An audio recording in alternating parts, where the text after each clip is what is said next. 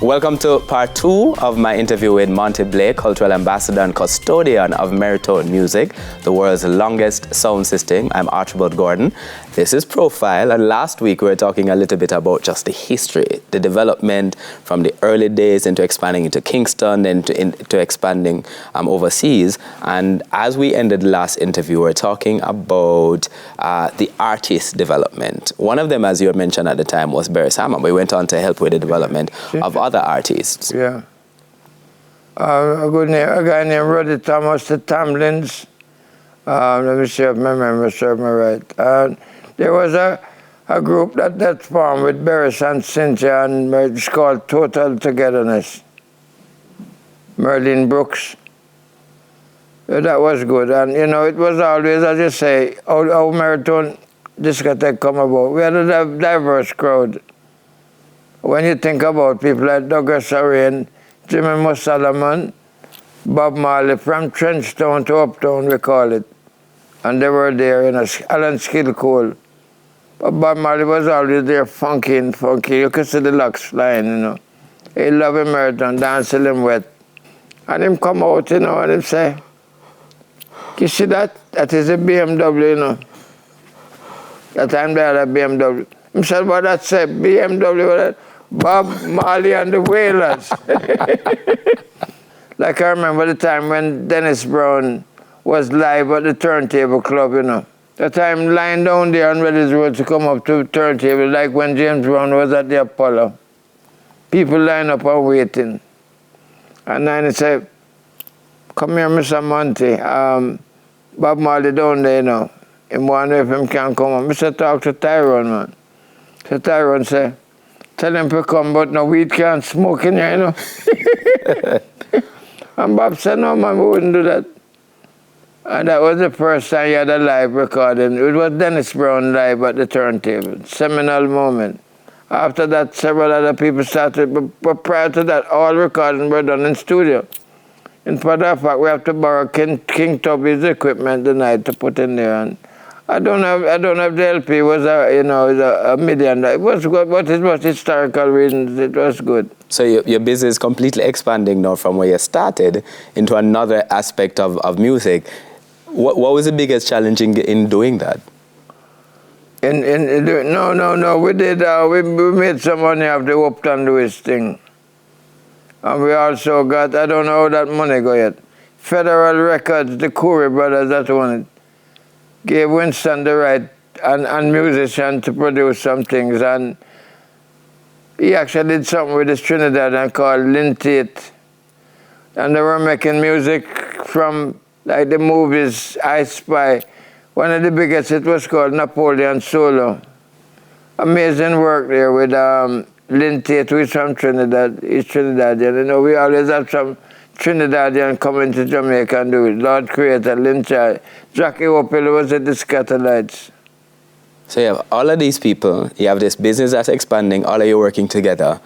How are you ensuring that the business remains successful? That's a sad story. We didn't make money. We didn't even sign Barris to a contract.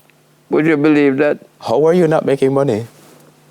Because the money in the record is in sales. But you know, he came to the show, he broke out, he had talent, and he make it big, and that's it. He's gone about. Some other people, like he used to be, some other recording company made the money. We have to learn to have more business sense than that. Music is all right, but we never got that gift. Guess the Lord don't give everybody everything. But you know, one of the things I always tell you, pioneers make history, they don't make money. Pioneers make history but don't make money. They never make money. You tell me one pioneer, Francis Drake, is making money.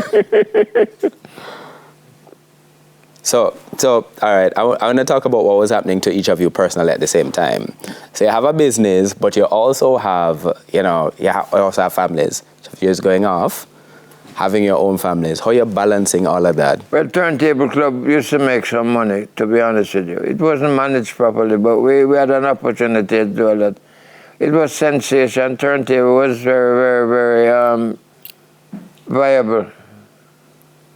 So Turntable is making money. Some of the other ventures are not making money. No, not the Marathon, not the sound system, but the club was making money. And then probably Winston did reasonably well when he traveled abroad. But you know, you didn't have good business ethics. Winston wouldn't sign contracts and take deposit and all of that. And then at the end of the dance, he heard this favorite word, boy, you want to see. That's a bad story, that means. And as a matter of fact, somebody said to me, when your brother died, you know, a lot of people owe him money, you know, them should come and pay you. I said, it's all right. When I offer Winston one day, because I used to have the image as the one that's more like the enforcer. And I said, when you let me talk to the guy, no man, take it easy. So I let it be. So that is the money part of it. Was the money the biggest challenge? Well, yeah, you know, we never really made money, but what people think, what we ought to have made, given the opportunity. And, you know, I really don't have any regrets, but it's true. I am so happy with Maritone. It fills my heart with joy. When I look at all the friends, sometimes money or whatever thing is not necessarily liquid cash, you know. A friendship sometimes is worth more than $1 million. And we do have a lot of that. A lot of people come up to the plate, and even in my illness here, you know, the cost of upkeep is high, but we manage it and we do it well, and we give thanks every day. No, but while you were running the business, each of you is going off and having your own children, your own families. How are you dealing with having the business and your families at the same time? Yeah, we make ends meet. Let's put it this way. From that perspective, but from like the time perspective, because all of this, that's a lot of time. A lot of late nights, a lot of early mornings, I'd imagine. I'm telling you, man. Oh, a lot of late night. And then, you know, like, you know, we find joy in our work, funny enough. So when you're having that day at that period, what is a day like?